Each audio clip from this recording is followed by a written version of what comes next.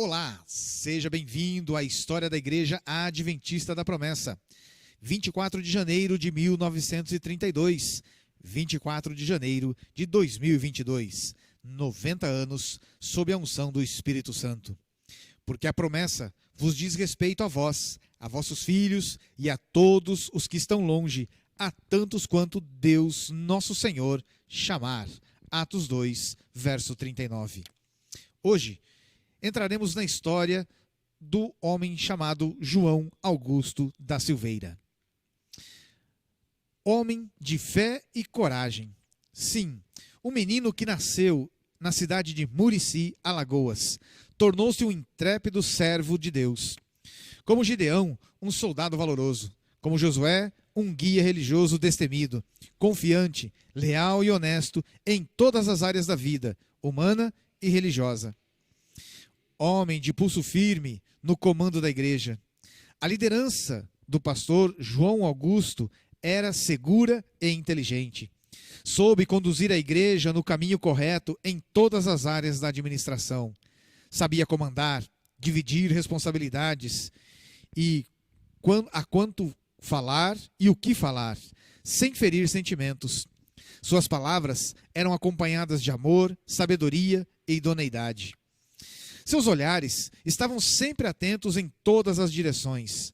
Não descuidava dos seus deveres, como aquele que quer o bem às pessoas e à organização. E sabe exercer as suas responsabilidades com compromisso. Era de espírito sereno, mesmo quando tinha que resolver assuntos difíceis.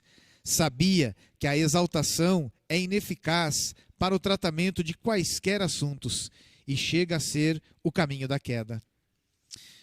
Uma afirmação do próprio pastor João Augusto diz o seguinte: o homem pode não ser formado, mas pode ser bem informado. Esta frase refletia muito bem a sua condição em relação à cultura e os conhecimentos gerais. Conhecia bem história geral, geografia, estudou inglês, aprendeu o suficiente para o seu uso. Leu a Bíblia toda 5 vezes. Era, em conhecimentos gerais, leu uma obra sobre astronomia. A história do Brasil, de Rocha Pombo, leu ela por 4 vezes. Toda a literatura adventista em inglês, espanhol e português fazia parte da sua biblioteca. Das obras mais recentes, leu 2 vezes o livro E a Bíblia Tinha Razão, Los Videntes e Lo Porvenir, excelente obra de Conrad. Os Sertões, de Euclides da Cunha, conhecia-o muito bem. Era jornalista, sócio número 3126 da Associação Paulista de Imprensa e o de número 623.306, série 42, registrada no Departamento do Trabalho, desde 1943. Ele, João Augusto da Silveira, foi escritor pródigo durante todo o seu ministério.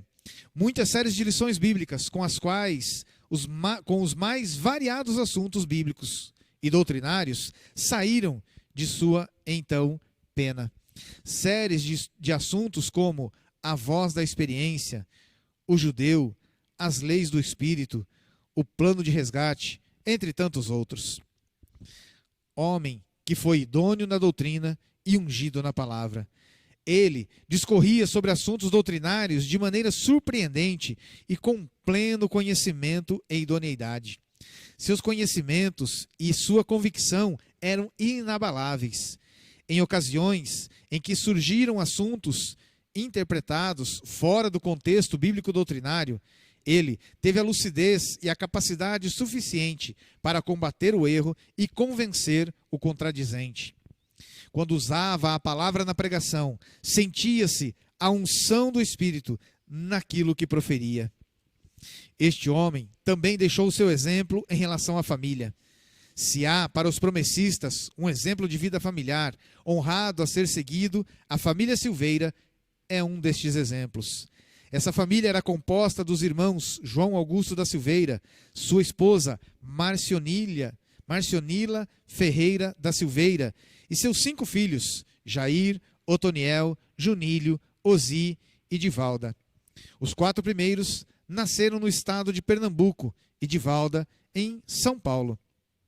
O casal Silveira sempre foram pais exemplares, amantes do bem para seus filhos e para com todos seus amigos e conhecidos. Nesse sentido, papel importante desenvolveu a irmã Marcionila, de vez que seu esposo nem sempre podia estar em casa, posto que tinha sob sua responsabilidade um rebanho que precisava ser alimentado, e a ele, sua esposa, não podia dar pronto atendimento em dados momentos. A responsabilidade, melhor dizendo, educacional, estava, pois, mais direcionada a ela. Após Deus ter respondido à oração do pastor João Augusto da Silveira, naquele dia, na tarde de domingo do dia 24 de janeiro de 1932, conta-nos o seu filho Otoniel: papai desapareceu no dia seguinte e só voltou a casa depois de 8 dias. Tinha ido contar ao irmão Manuel de Melo e desse a muitos outros irmãos o que Deus lhe tinha feito. Daí para frente, choveram-lhe cartas e convites para relatar sobre a manifestação do poder de Deus em sua vida, o que resultou em sua vinda ao sul do país, só podendo retornar ao lar quase 9 meses depois. Era pontual e não faltava compromissos, seja aos cultos, às visitas ou às viagens. Tinha por lema: é-me preferível esperar 30 ou 40 minutos do que ser esperado, chegar atrasado ou faltar-me a um compromisso. Em suas orações, quantas e quantas vezes era visto conversando com Deus em diferentes línguas celestiais, seguidas de suas interpretações. Gostava de ler, escrever, suas abordagens eram de profundo teor. O pastor João Augusto e a sua família nunca se voltaram para as coisas materiais deste mundo, contentando-se com o necessário para o sustento diário, e tudo quanto tinham empregavam-no na pregação do reino de Deus. Na cidade alagoana de Murici, residia o casal Félix e Rosa Amélia da Silveira.